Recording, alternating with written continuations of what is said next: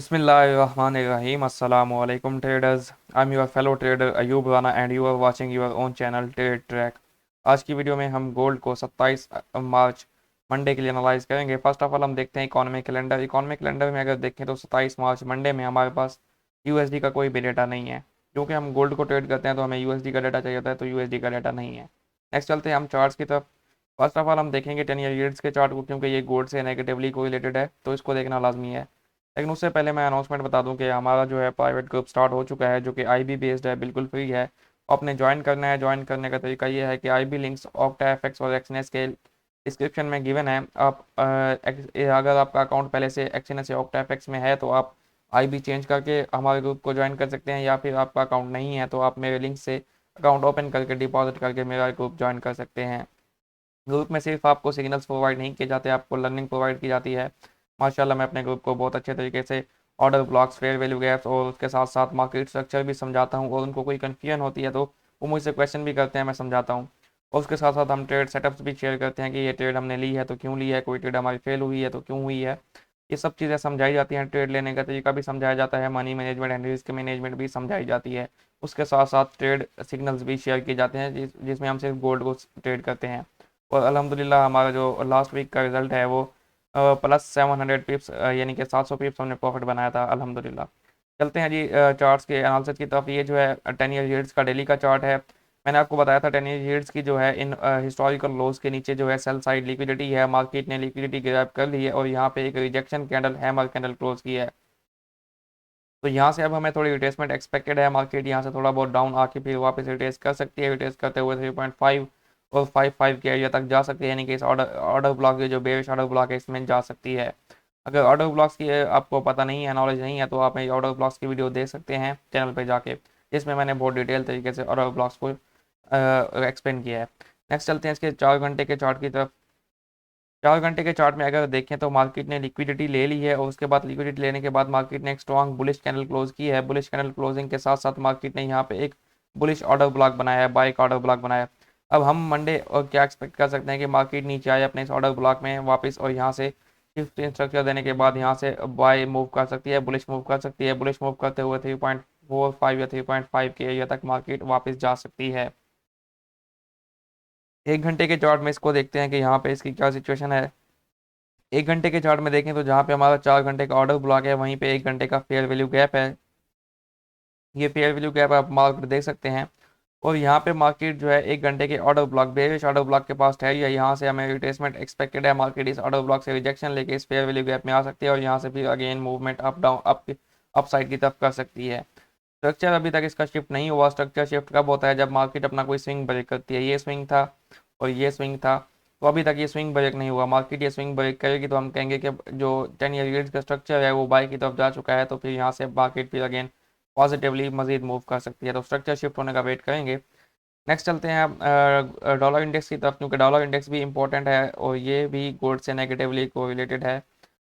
तो next dollar index के chart को अगर देखें तो इसका भी मैंने आपको बताया था, इन लोज के नीचे सेल साइड लिक्विडिटी है। मार्केट को लिक्विडिटी ग्रैब करनी है। लिक्विडिटी ग्रैब करने के बाद मार्केट ने अपने इस फेयर वैल्यू गैप को हिट किया, और एग्जैक्टली यहाँ से हमें रिजेक्शन कैंडल देखने को मिली। यहाँ पे हैमर कैंडल बनी, उसके बाद ये बुलिश कैंडल बनने के बाद एक प्रॉपर आपका मॉर्निंग स्टार पैटर्न टेक्निकली बन चुका है।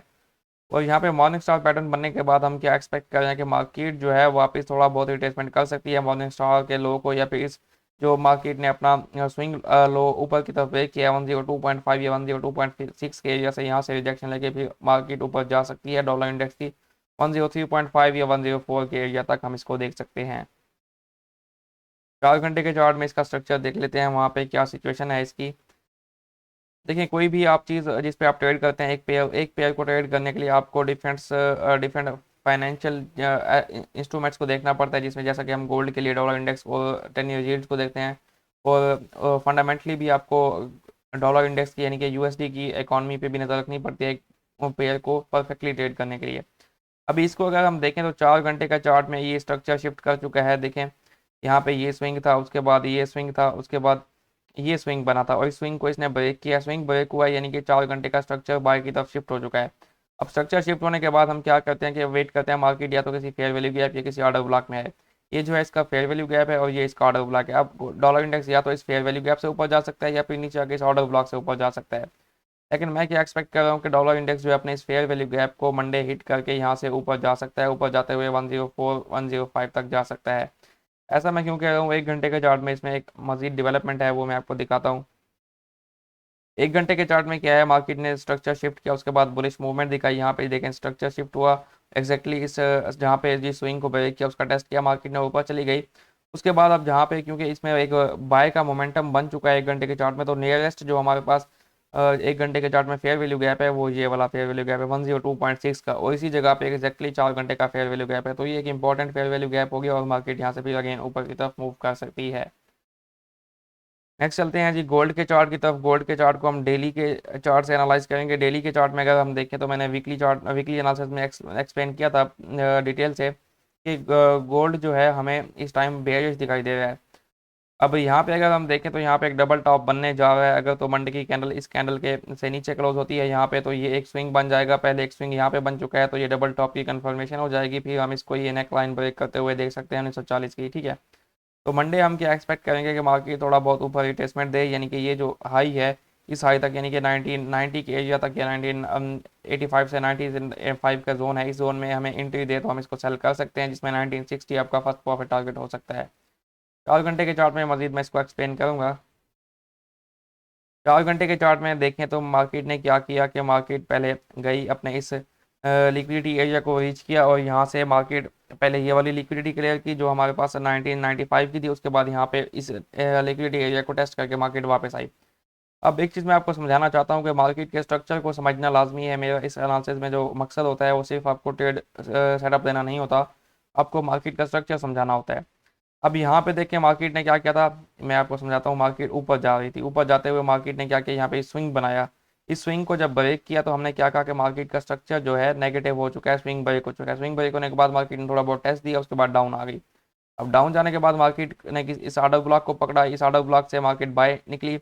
बाय जाने के बाद मार्केट ने यहाँ पे अपना स्विंग ब्रेक किया, स्विंग को टेस्ट किया एंड देन बाय, और यहाँ पे ये स्विंग बनाया और फिर उसके बाद ये स्विंग बनाया। तो जब तक मार्केट इस एरिया तक जाती रही, यहाँ तक मार्केट ने कोई अपना स्विंग ब्रेक नहीं किया, यानी कि जब तक मार्केट एक ट्रेंड में चल रही होती है तो मार्केट अपना जो स्ट्रक्चर है, स्विंग है, वो ब्रेक नहीं करती।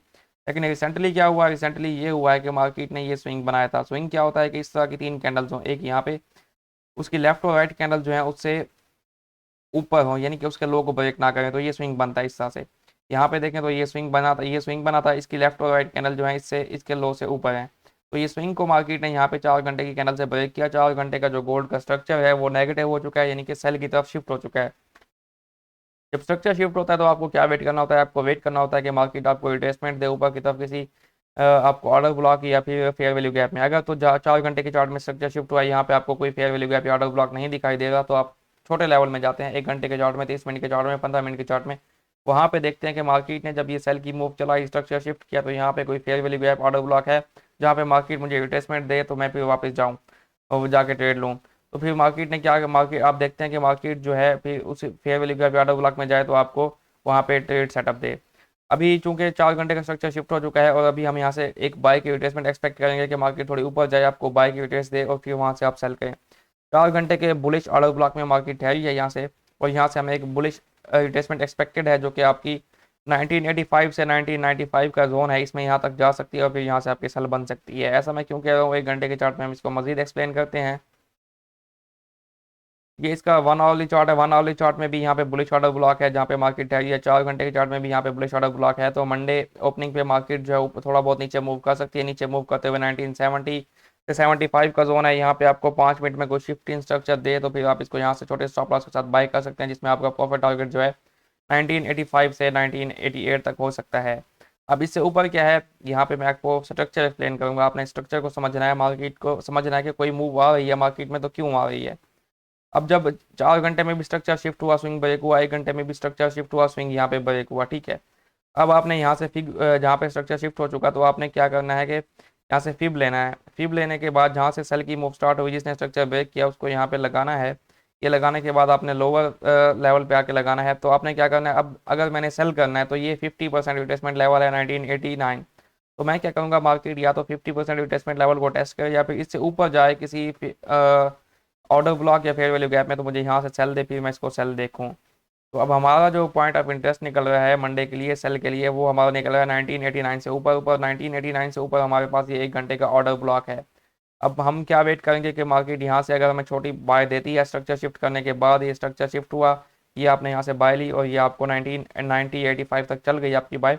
उसके बाद ये 1 घंटे का ऑर्डर ब्लॉक है, बेरिश ऑर्डर ब्लॉक, आपको मार्केट यहाँ पे मिले 1990 से 95 के एरिया में, यहाँ पे आपको मार्केट स्ट्रक्चर शिफ्ट दे। स्ट्रक्चर शिफ्ट देने के बाद किसी फेयर वैल्यू गैप या ऑर्डर ब्लॉक में आप एंट्री लें, फिर यहाँ से आप सेल करें और आपका प्रॉफिट टारगेट इसमें क्या होगा। इसमें टेक्निकली अगर मैं आपको एक और चीज़ समझाऊँ, यहाँ पे क्या बना है, एम पैटर्न आप लोगों ने सुना होगा बहुत।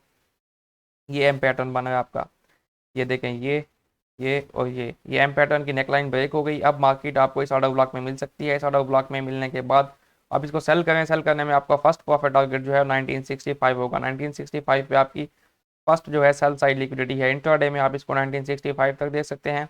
अगर आप इसको लंबा होल्ड करना चाहें, यानी कि आप पोजिशनल ट्रेड लेना चाहें, तो आपका सेकंड प्रॉफिट टारगेट जो है वो 1950 तक के यहाँ पे इस ऑर्डर ब्लॉक तक हो सकता है, 1950 तक।